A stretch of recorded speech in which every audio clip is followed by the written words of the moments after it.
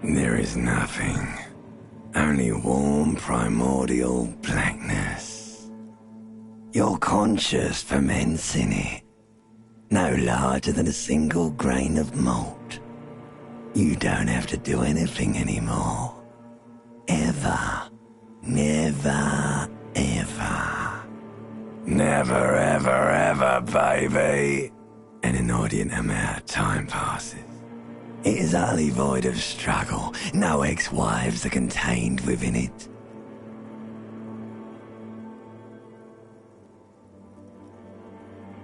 Yes, it is. You got it, sweet brother. Nothing upon nothing upon nothing.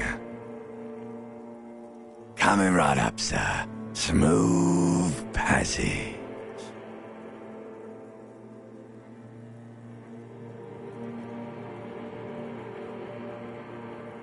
Do you really?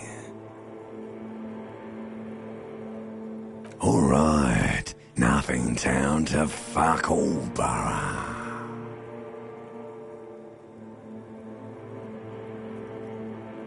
Do you want me to upgrade that to a one-way trip, sir? The Song of Death is sweet and endless. But what is this? Somewhere in the sore, bloated man-meat around you. A sensation. Like a fly to the ointment, your conscience sticks to it. The limbed and headed machine of pain and undignified suffering is firing up again. It wants to walk the desert. Hurting, longing, dancing to disco music. The stench of liquor rises from your mouth, and with it, an ungodly headache. A fiery streak penetrates your skull, trying to force your eyes open. It's a sound, a clarion call from hell. Somehow, you know what it is. A caprice Canadian motor carriage.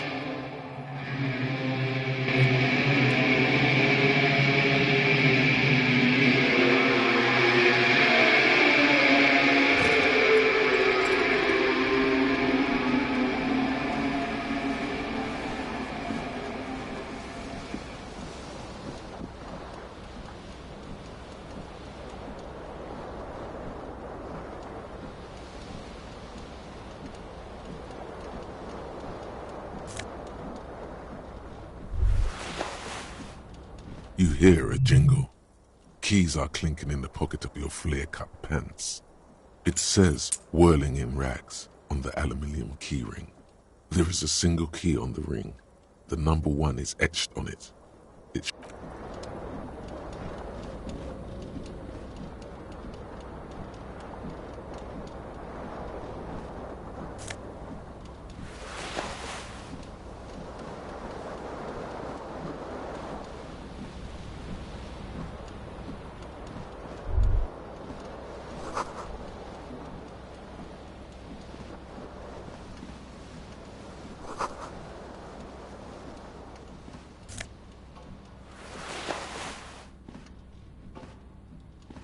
A mirror hangs above a bent and broken sink. In a fierce discharge of masculine energy, someone has ripped half the faucet off. Was this not the same Elon that founds empires and lays waste to cities, virile, uncaring towards the little things? Probably not, no. Hot water sprays from the faucet's base, and steam covers the mirror. You cannot see yourself, just the vague impression of a man. Suddenly, you realize you have no memory of the face that awaits you there, underneath the soft vapor. Really, all recollection of the person you are, the people in your life, and even the world you're in has drowned in a sea of blood alcohol. This was no mere night of drinking. It was a deluge of world-ending proportions. Really, all recollection of the person you are, the people in your life, and even the world you're in has drowned in a sea of blood alcohol.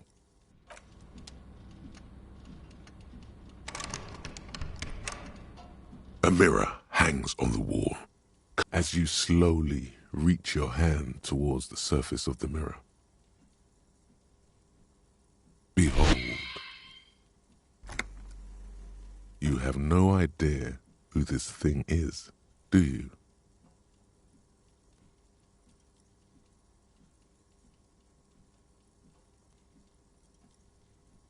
Whatever it is, at least it's dead now. There's clearly rigor mortis on your face. Or wait, is that an expression? Are you trying to make an expression with that face? Please stop. It's horrible. You're scaring yourself. You can't, can you? It's like it's not even voluntary anymore. You have worn that grin into your face, and now it won't come off. What does it even mean? What is the emotion you're trying to convey?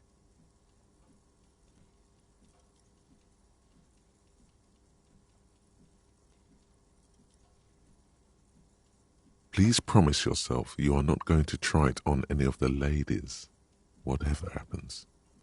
You liar. You can't even tell the truth to yourself. Go ahead. Try something.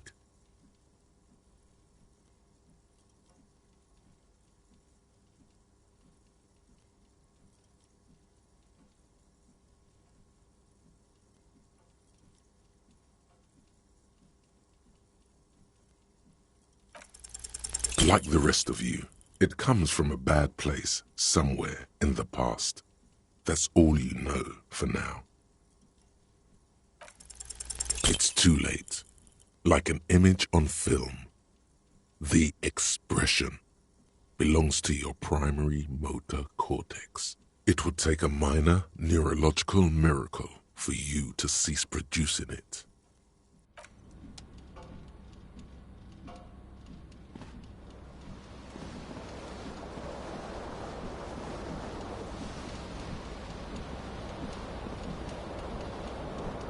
This fan has two chain pull switches. One ends in a tiny fan, the other in a light bulb. A truly horrific necktie has somehow attached itself to one of the blades. The blades come squeaking to a halt. It should be easier to reach the tie now. You swoop up and catch the tie. Snap! It's released from the blade. What you have in your hand is a truly hideous necktie with 4 or 5 different patterns. The knot reminds you of a noose. The switch must be broken because nothing happens.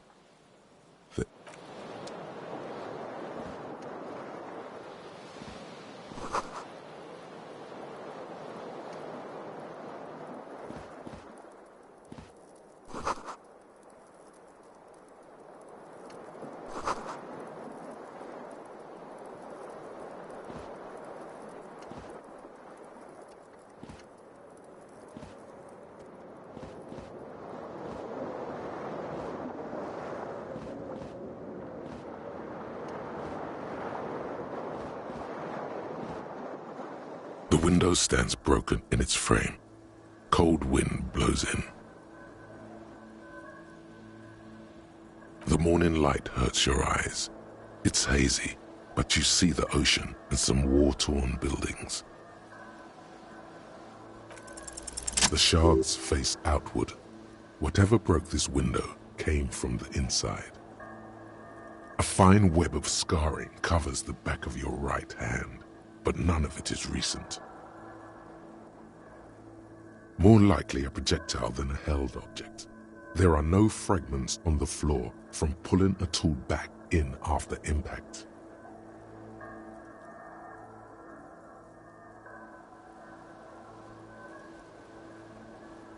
It is too large for a bullet, yet too small for a piece of furniture. You're looking for something heavy and larger than your fist. Like the green shoe that's on the hat rack in the corner, which, coincidentally, is missing its friend. Congratulations, you smashed the window with your own shoe. Now you only have one. If you're lucky, you can still find the other on the balcony outside. The door to it should be outside your room. The cool wind gushes in. Your toes curl up from the cold.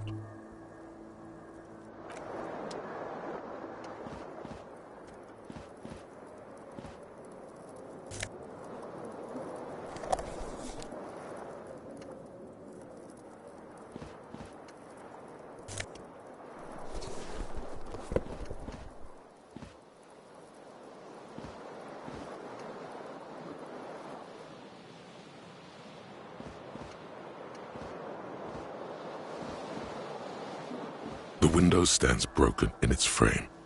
Cold wind.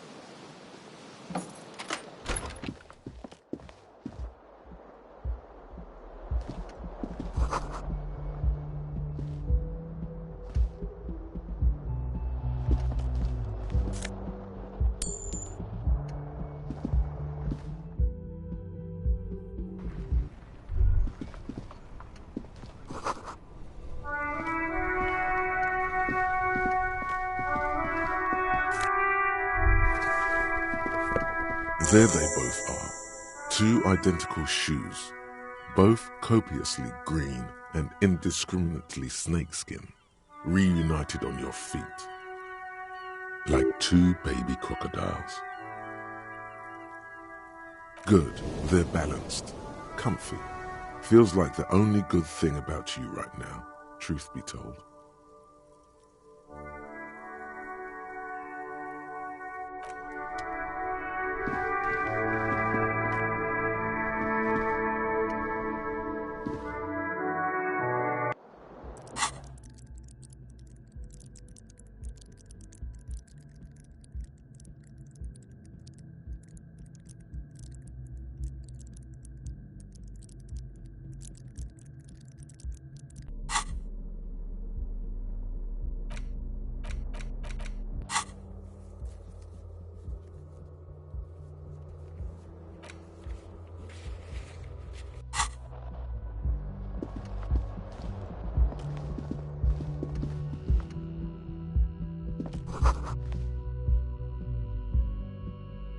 Hello, officer.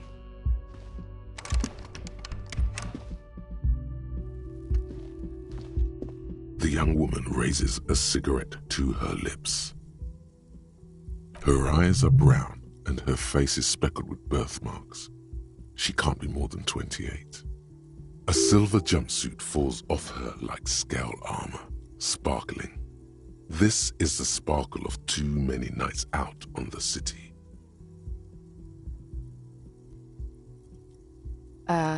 No.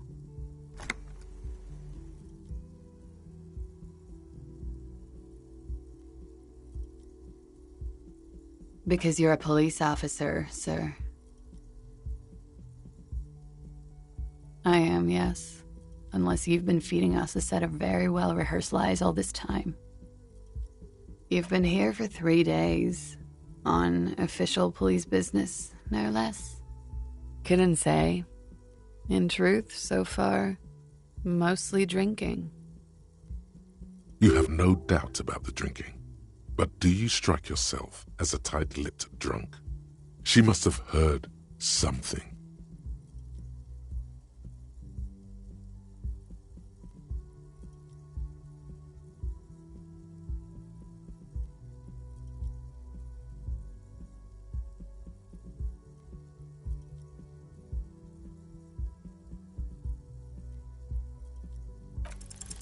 The words have already left your mouth.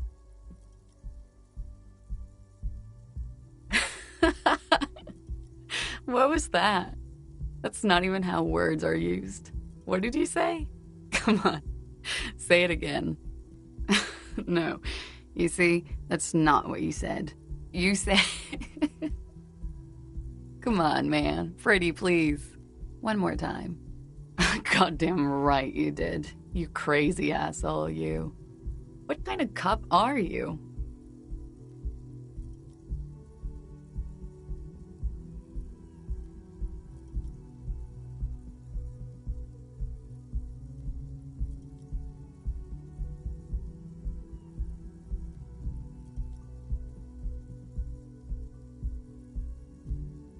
Don't be. It was funny. And anyway, who gives a shit? Who gives a shit about any of it? So what if you can't pull grade A pussy anymore?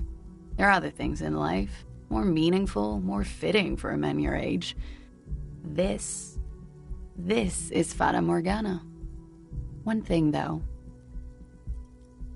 It's gonna suck for you later when you have to interrogate me.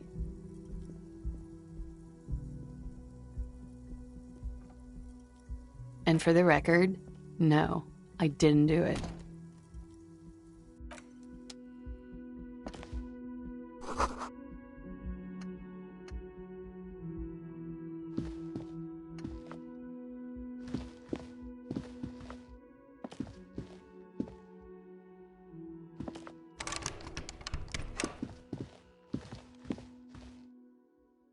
The door is closed.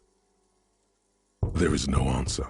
You hear the shower being turned on, somewhere inside. Still no answer. Still nothing. This door can only be opened with a key or from the inside.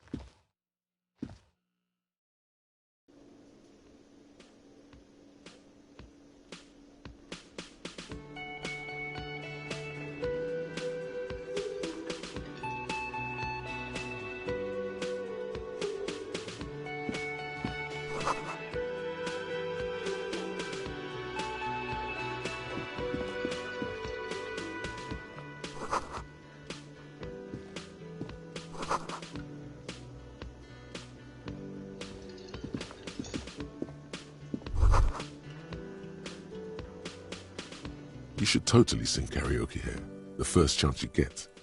Your emotions need to be expressed. People need to know your vast, oceanic soul.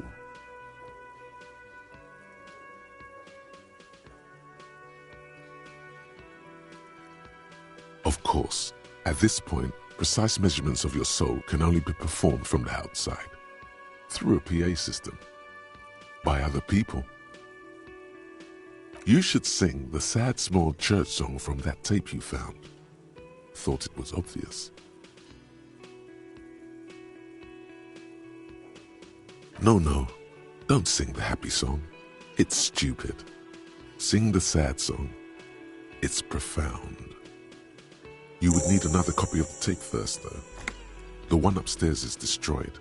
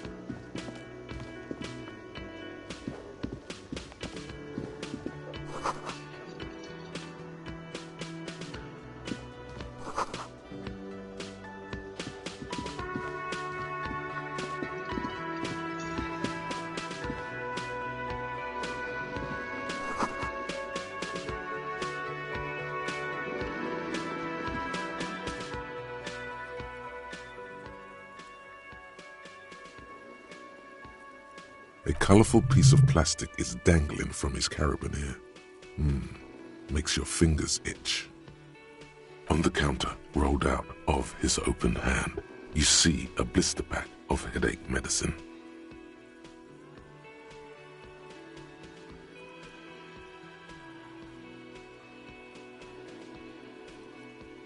The man does not mind. You probably need them more than he does. You've just picked up some magnesium. This item is stored in the bottom left corner of the screen above your character portrait. Use magnesium to heal your morale if you have morale damage. It's a dock worker's ID, doubling as a shift card and a job permit. A young, able-bodied man stares back at you from the photo. Santiago S. John.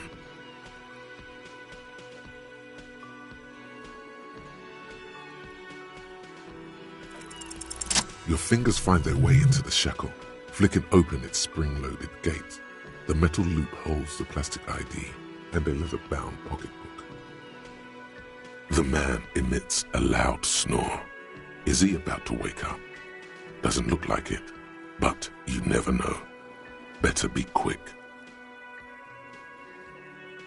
You slip the plastic ID card out of the loop and pocket it. The man continues to snore. Just for the record, you look nothing like the man on the document. You find a black paper note with a woman's profile on it. Seems like this woman lived centuries ago. The note says, 5 Real. It feels nice and greasy. The sleeping dock worker has little to say about your actions. He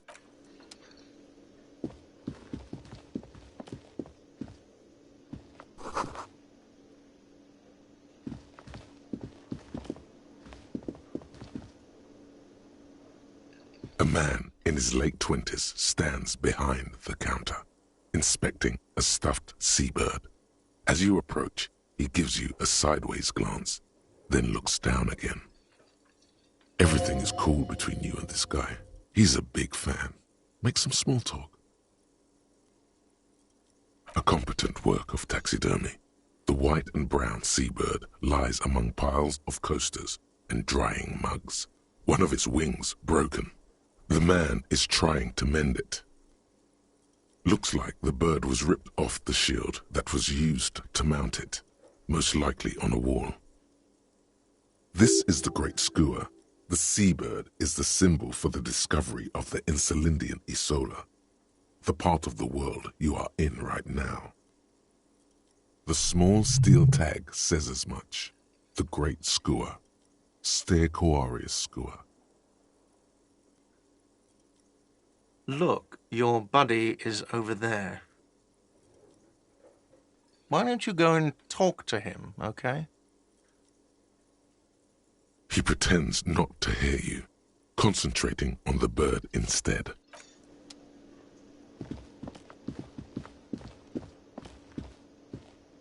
A bespectacled man in an orange bomber jacket is tapping his foot on the floor. Looks like he's waiting for someone. You. As you approach, he narrows his eyes and extends his hand in greeting. On the sleeve of his bomber jacket, as well as on its back, are the same enigmatic white rectangles as on your blazer.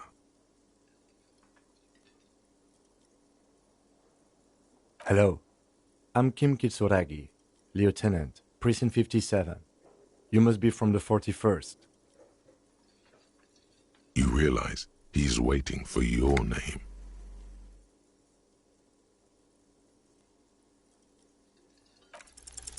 Raphael Ambrosius Cousteau.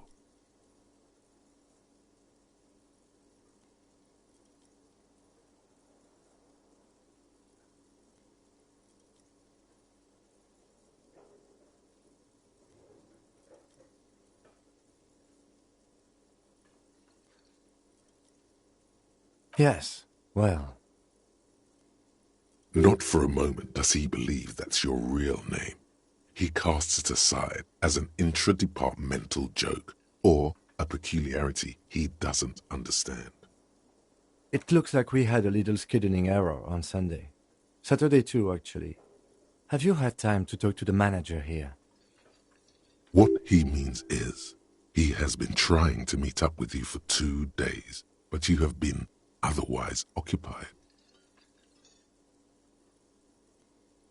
If you don't mind, we should talk to him again.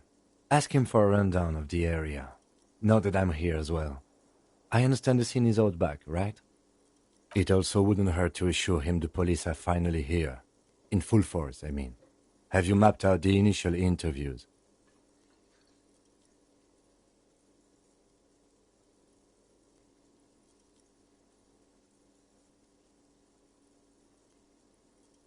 Good. But even if you haven't, we'll have time for that after we take a look at the coroner's case.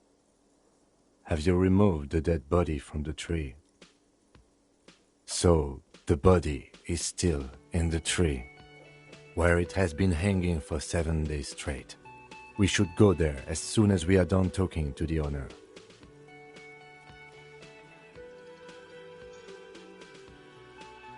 After you, officer.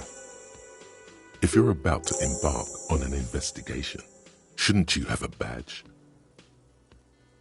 You mean you don't have a badge?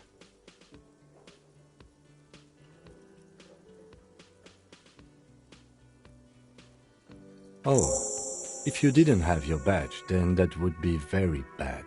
You would need to report it on my shortwave. But since you do have it, we can go straight to the task at hand. Lieutenant Kitsuragi is now in your party. You can talk to him whenever by interacting with him.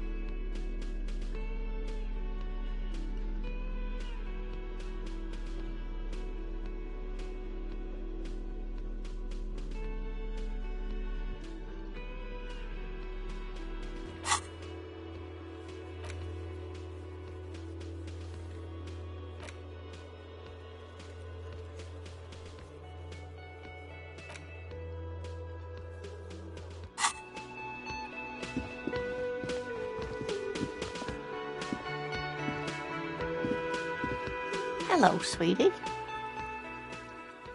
Wait, who's Sweetie? You're a handsome man, officer, with your mustache and your chiseled jaw and that silly dimple on your chin. But dear, you're not for me. I'm too old and too married besides. You must forgive me. I'm getting so scatterbrained. I completely forgot to introduce myself. I'm Lena.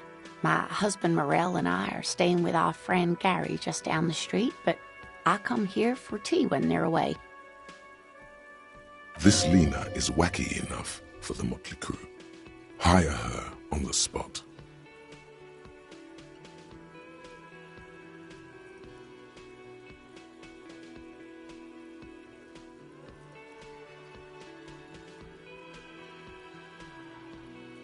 Yes, officer. You look rather dazed. Like a stunned fox. But surely things can't be that bad.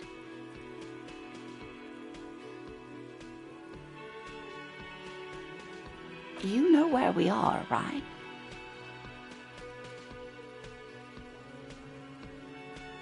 That's right. And where is the Whirling in Rats cafeteria itself located? We're in the city of Revachol, dear. Yes, and Revachol? How would I even begin to tell you? Revachol is the most beautiful city in the world. We're fortunate to be here, you and I. I haven't seen very many other cities personally, but everyone says so. Revachol is a rare jewel. This city used to rule the world, though it has seen better days. Speaking of history, you know what year it is, yes?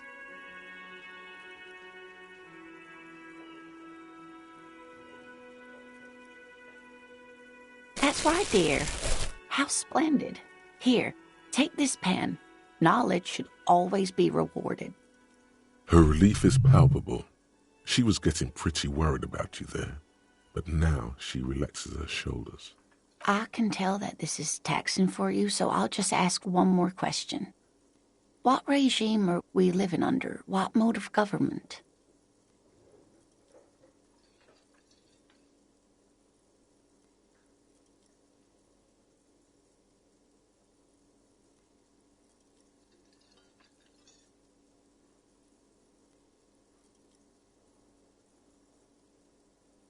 Oh, sweetie, it's really not.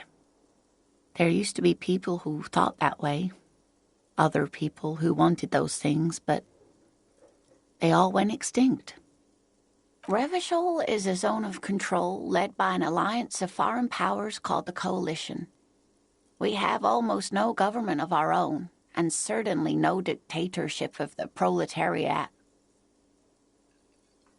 But they still have cops.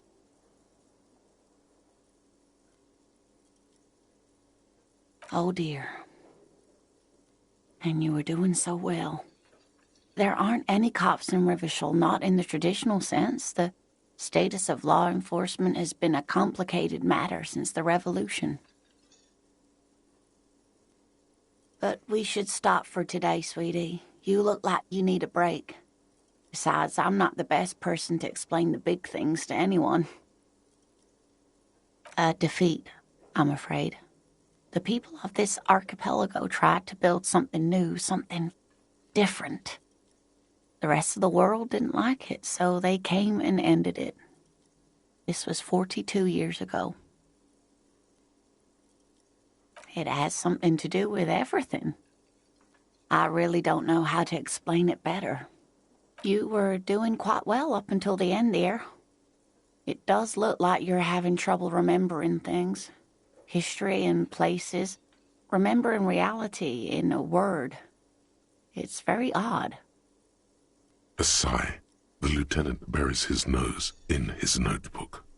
But maybe a fresh set of eyes is what the world needs, and while I'm no doctor, such bouts of amnesia are often temporary, so I wouldn't worry too much. Someone more educated in sweeping matters. Maybe you should ask. No, I'm not an encyclopedia. I won't be a guide either. I'm a detective. Of course. Then I don't know. Someone rich, maybe? Wealthy people are educated. Though I don't know where you would find a wealthy person in Martinez. That's a good point. This doesn't look like Rich Central. Yes, dear. I'm a paraplegic. A paraplegic is someone with limited or no ability to use the lower half of their body. Paraplegia is caused by spinal cord injuries, like falling from a great height, or a grenade explosion.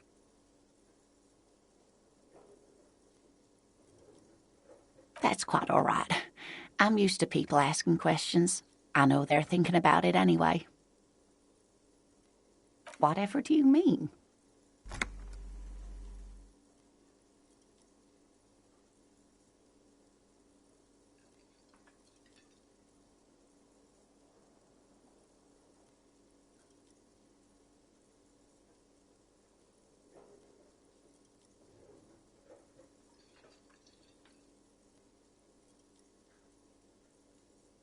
Sequence killers? Oh my. But I think you already have a partner, sweetie. A partner who needs you to help him get a corpse down from a tree.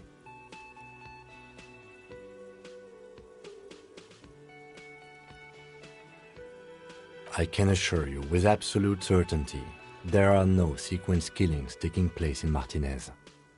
Now, gentlemen, no need to squabble. I wouldn't be of much use to you anyway, sweetie. Thank you, but Martinez isn't the most wheelchair-accessible place, you see. I'd slow you down. Perhaps another time. Of course, dear. Good luck with your case.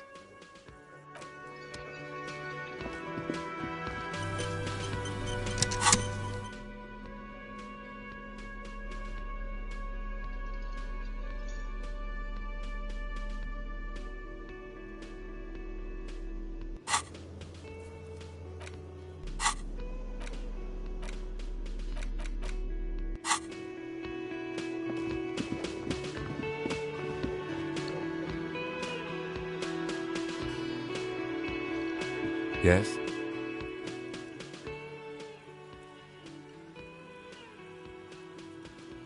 Me? I don't see how my life is pertinent to the investigation.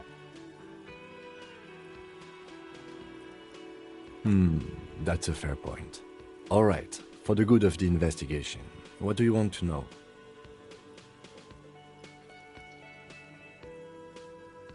That's because I'm half Seolite, or quarter. My father's father was from Seoul, so was my grandmother, but from my mother's side. It's not an interesting topic. It's a part of the world, officer.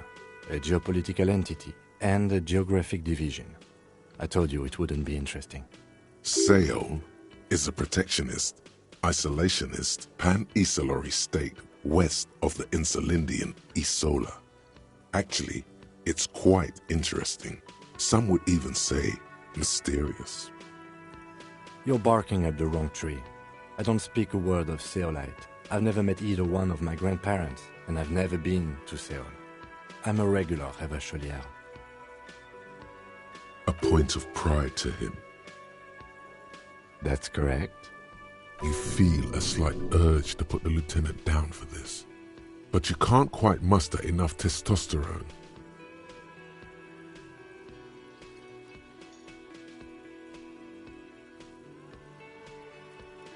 I guess you don't need glasses, then. No. The lieutenant nods. What do you mean? I have no idea what you're talking about. The lieutenant's conceptualization skills must be rather rudimentary.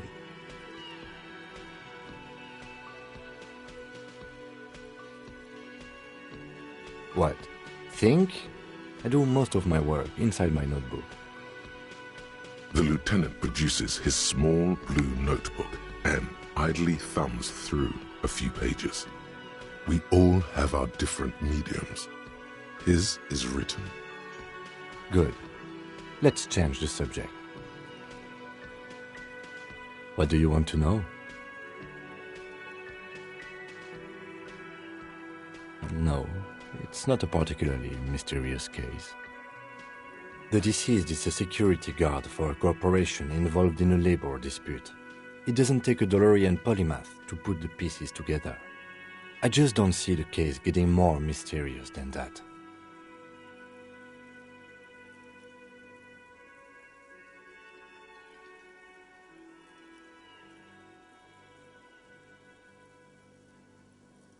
I'm relieved that you agree.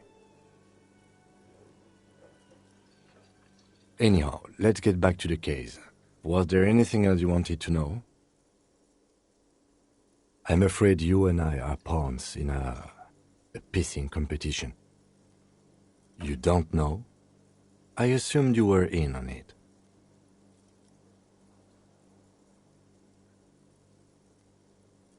It's just stupidity. We shouldn't waste any more time on it. If you want my take, ask me after we've inspected the victim. Later.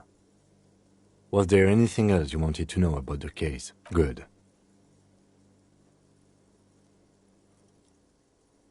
Excuse me? You have a distinctive way of walking. If I were to walk in front of you, we would surely collide. I hope you don't take this the wrong way. It's just a collegial observation. In the 57th, we call it the Jamrock Shuffle. Officers from Jamrock's 41st Precinct tend to move a bit erratically. They say it's a scene-clearing technique developed by one of your lieutenants for gathering evidence. It's erratic, yet thorough. Prioritizes containers. Yes, but containers contain things, shiny things. They're interesting.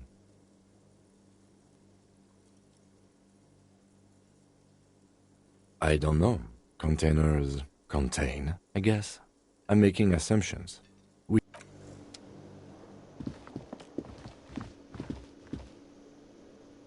The man with the unimpressive beard notices you approaching. He drops the ledger he was holding and turns to the lieutenant. Mr. Gart, right? You run this place. Yes. I am Kim Kitsuragi from Precinct 57. This is an inter-district investigation, so joining me from Precinct 41...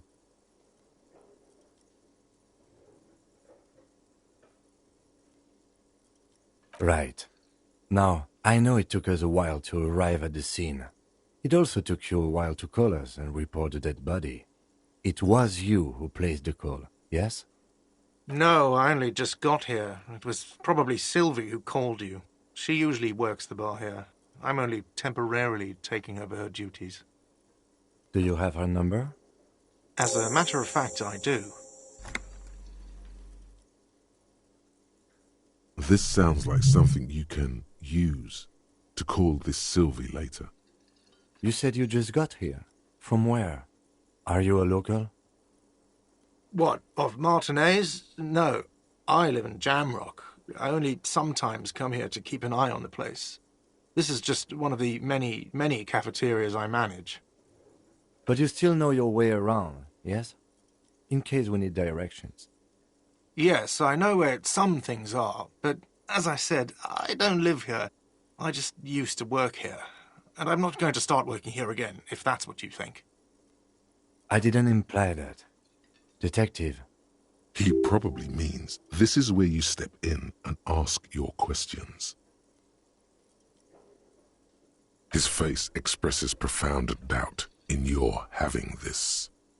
Ask him about the body's location before asking if he killed him. People give up information in the more innocuous questions, which you can later use in the more sinister ones, not vice versa. Behind this building, there's a courtyard. They hoisted him up on a tree there. That's easy. See that door there? First you exit through that. Then to your right, you should see a big hole in the fence. A really big one. You can get to the courtyard through there. No need for the keys. The hole is big enough for the Franco-Nigerian cavalry to fit through. She went away because none of your business. Have they not been telling you you're a cop? Okay, you got me. She went away because of the dead body out back. And because I asked for her number. That's why Sylvie went away. I hope you appreciate that. Thank you.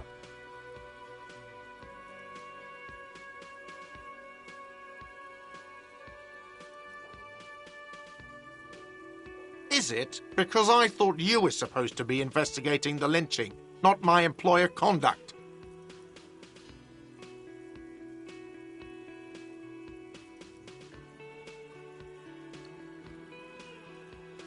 Good for you. Was there something else? I'd like to get back to what I was doing.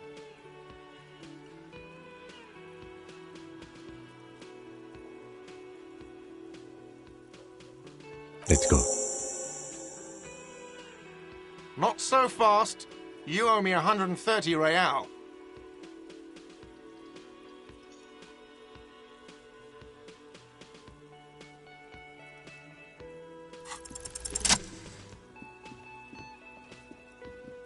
As you blow this joint, behind you, a whiny voice shouts. Real mature, man. Real mature.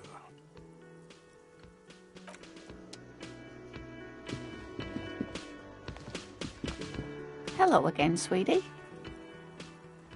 Whatever do you mean? Ah, yes. Yes?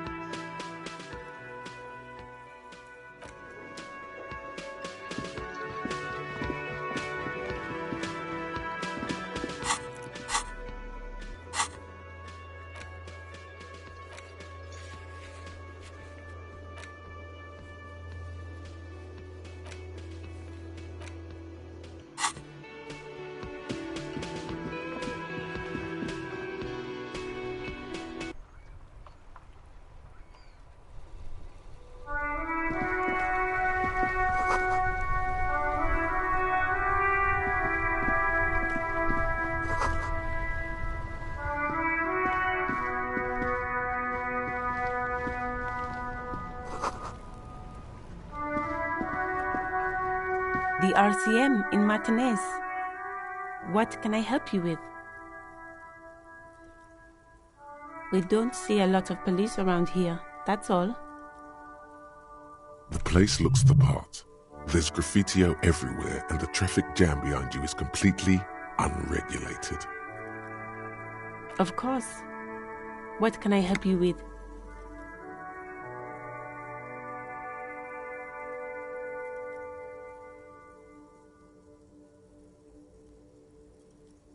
Of course. Where to?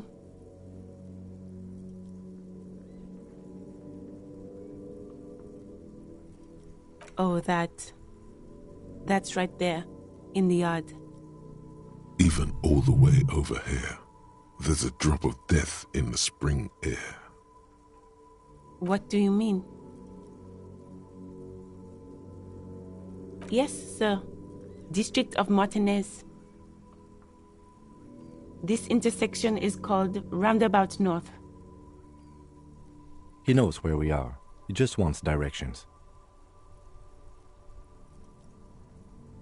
There's the pier, the Cape Side apartment buildings, some more tenements. Not a lot, really. The harbor gates, some kind of commotion, I think. I don't follow the local politics. A fleet store, too. Some shops and a bridge. The canal bridge leads to the coast, but it's broken, I think. Some kind of accident, probably. Just coast. There's a little fishing village there, and a fish market. But that got closed down ages ago. It's just water. No, actually, I think they call it the Martinez Inlet. There are some islands in the bay, but they're hard to reach. No problem. She's very well composed, back straight. Me? I am just a gardener. She hides it well, but behind the sweat and dirt there is something else in her rigid posture. Is there? The quickness of the reply certainly does not prove you wrong. I'm working. I have a greenhouse in the yard there. I've been trying to get some work done. Well, as you already know, there's a corpse there, hanging from a tree. It smells pretty bad, so I have to take breaks. Don't worry, miss. We are here to clean it up. You can get to work soon. Thank you. My head is about to explode from all the salts I've had to inhale. Salts? Ammonium salts. Perhaps useful for later. Excuse me? Oh, well, I didn't write it there. I'm just sitting here. I don't know anything about that either. As I said, I didn't write it. Pig is a widely used term for members of the police. It's not loving. No need to worry. We are not saying you did. Okay. Well, I didn't. Of course. I won't hold you back. If there's a corpse, then you're going to need those gloves for the autopsy. Sure, keep them. I have another pair.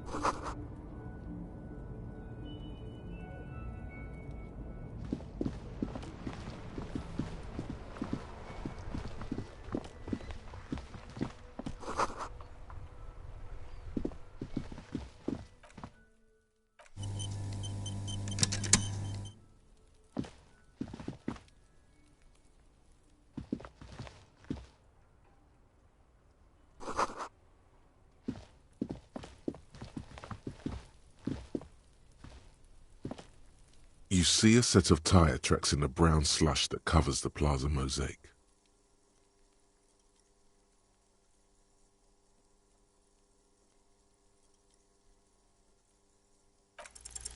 The tire tracks were left here by an unknown event that took place some days ago.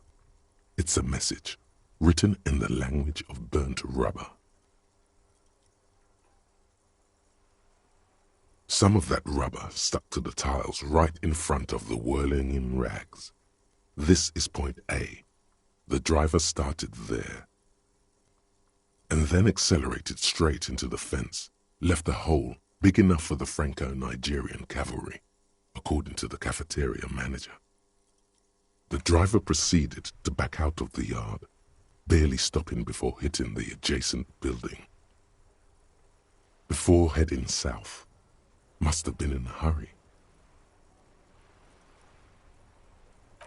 You are correct. This is a rather motor carriage-friendly city. I'm not sure. There are plenty of traffic accidents waiting to happen in Martinez. With the jam right here on the roundabout, I would keep them separate. You could follow the track south. There seems to be a canal there. See where they went, if you find the time.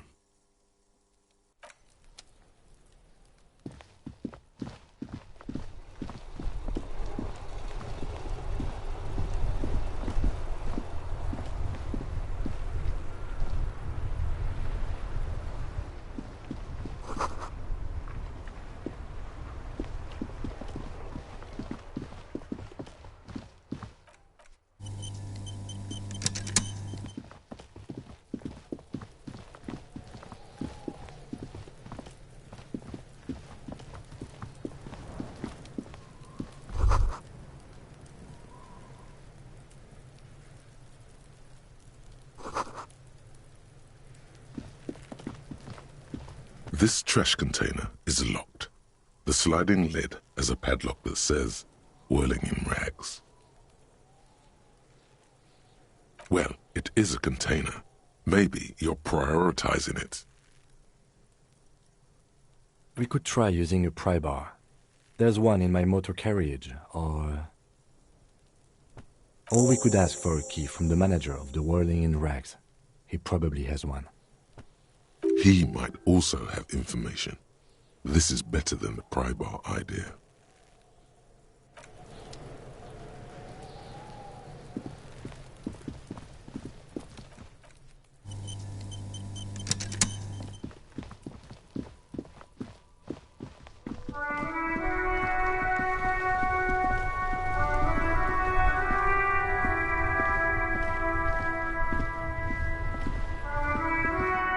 Before you stands a motor carriage. The bodywork is covered in blue and white livery, bearing the number 57.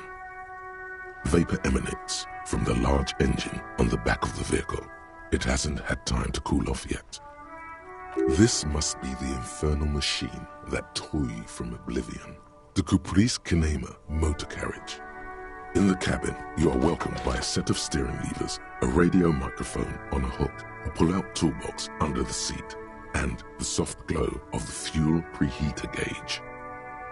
A scent of leatherwork and heavy fuel oils washes over you. A metallic drawer slides out from under the seat and clicks into place. The tools inside are neatly organized. Take what you need, officer. It's going to be a long case. I'm not protective of my tools, like some men are. The pry bar feels nice and cold in your hand, heavier than you'd think. Useful for opening all sorts of doors and lids. The handles are long and sleek. Snap, snap, go the cutters in your hand. You can do good work with these. Cut chains, locks, and ropes, especially belts. It's robust, weatherproof, and well-made. Police issue, blue. Lets you see things in the dark you would otherwise miss. The pull-out toolbox slides back into its nest. Preheater gauge casts a warm glow on the steering levers and the radio on its hook. As you tap on the gauge, the indicator pin jerks as if startled. It's in the large orange sector, indicating the engine is warm. Next to the gauge is a red switch labeled heat. There's no use pressing the heat button. It won't start without the ignition key. Translation: we're not going anywhere right now. The white suede feels luxurious under the touch, and the metal clutch handle so very familiar in your palm. Your fingers waste no time closing around the handle. Clutch disengaged. Release the handle. Clutch drops. Right foot yearns for the familiar touch of the accelerator pedal. You have synced with the machine's mechanical circulation. The smell of freshly treated leather, the lack of dirt and dust on the dashboard, and a neat little brush in the cup holder, all seem to be whispering, "I'm good, cherished and cared for, in the hands of a tending owner."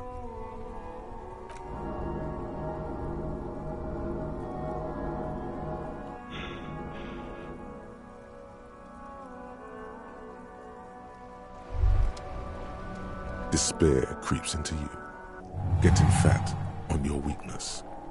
Whatever noble intentions you once had as a police officer, it's eating them all up now. You're still coming up with sentences. That's a step up from total annihilation, right?